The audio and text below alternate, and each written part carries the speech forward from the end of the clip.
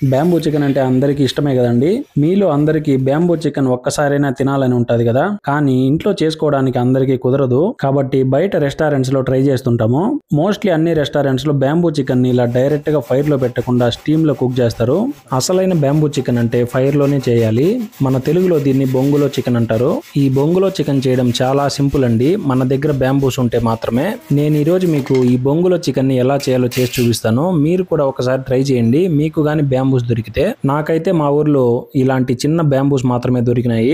General గా ఇవి ఇంకా పెద్దగా, మధ్యలో హోల్ పెద్దగా ఉంటది. ఇప్పుడు ఈ బ్యాంబూ చికెన్ ప్రాసెస్ ని స్టార్ట్ చేసేద్దాం. మనం ముందుగా ఈ బొంగులన్నిటిని బాగా కడిగి పెట్టుకోవాలి.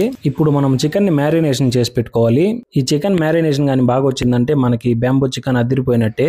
నేను 1 కేజీ చికెన్ తీసుకున్నాను. ముందుగా చికెన్ లోకి ఒక పెద్ద ఎర్రగడ్డని చిన్న ముక్కలుగా కోసి వేసుకోవాలి. ఈ ఆనియన్స్ వేయడము ఆప్షనల్ మాత్రమే అండి. వేసుకుంటే తినేటప్పుడు నోట్లో తగులుతుంటే చాలా బాగుంటది. నెక్స్ట్ 2 టీ స్పూన్ల అల్లం తెల్లగడ్డ పేస్టు, రుచికి సరిపోయేంత ఉప్పు, కొద్దిగా పసుపు పొడి, 3 టీ స్పూన్ల మిరప్పొడి, 2 టీ స్పూన్ల ధనియాల పొడి, 1 టీ స్పూన్ జీలకర్ర పొడి కూడా వేసుకోవాలి. అలాగే 5 లేదా 6 పచ్చిమిరకాయలు కూడా వేసుకోవాలి.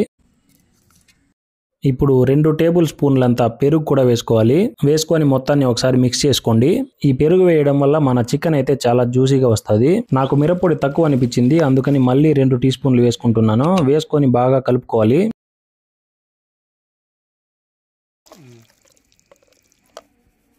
ఇప్పుడు కొంచెం కరివేపాకు, అలాగే కొన్ని జీడిపప్పులు కూడా వేసుకోండి. తినేటప్పుడు భలే ఉంటది. నెక్స్ట్ కొద్దిగా కొత్తిమీర కూడా వేసుకోవాలి. అలాగే 1 నిమ్మకాయ రసాన్ని కూడా పిండుకోవాలి. ఇప్పుడు మళ్ళీ మొత్తాన్ని బాగా మిక్స్ చేసుకోవాలి.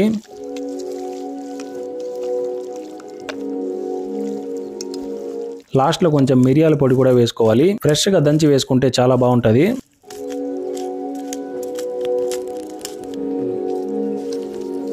మిరియాల పొడి వేసుకొని బాగా మిక్స్ చేసుకున్నాక మన ఫైనల్ ఇంగ్రీడియంట్ ఏంటంటే నూనె. 2 టేబుల్ స్పూన్ల నూనె పోసుకొని మళ్ళీ బాగా మిక్స్ చేసుకోవాలి. అంతే, ఇంకా ఈ చికెన్ ఇప్పుడు అలా 2 గంటల పాటు గమ్మున వదిలేయండి. ఎంత ఎక్కువ టైం మ్యారినేట్ చేసి పెట్టుకుంటే అంత బాగా వస్తుంది మన చికెన్. 4-5 గంటలు పెట్టుకోవాలంటే మీరు ఫ్రిడ్జ్ లో పెట్టుకోవచ్చు. మీరు కనీసం 1 గంట అయినా మ్యారినేట్ చేసి పెట్టుకోండి. నాకైతే టైం లేదని జస్ట్ అరగంట పెట్టినాను అంతే. అలా మన చికెన్ బాగా మ్యారినేషన్ అయినాక ఇప్పుడు బ్యాంబూస్ లోకి వేసుకోవాలి.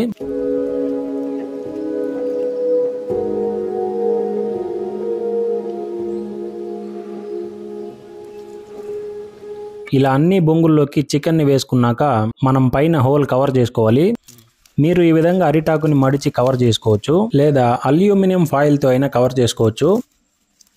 మీరు గాని మన ఛానల్ ని కొత్తగా చూస్తుంటే వెంటనే సబ్స్క్రైబ్ చేసుకోండి. అలాగే వీడియోని తప్పకుండా లైక్ చేయండి. మీరు మన ఛానల్ ని సబ్స్క్రైబ్ చేసుకోవడము, అలాగే వీడియోని లైక్ చేయడము కంప్లీట్ గా ఫ్రీ అండి. మీరు సబ్స్క్రైబ్ చేసుకొని లైక్ చేయడం వల్ల నాకు బాగా మోటివేషన్ వస్తుంది ఇలాంటి మరెన్నో వీడియోస్ చేయడానికి. కాబట్టి ప్లీజ్.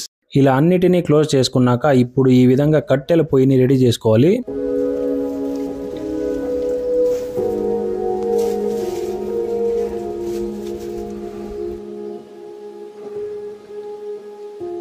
మంట వెలిగించుకున్నాక మనం ఈ విధంగా బ్యాంబూస్ ని అరేంజ్ చేసుకోవాలి.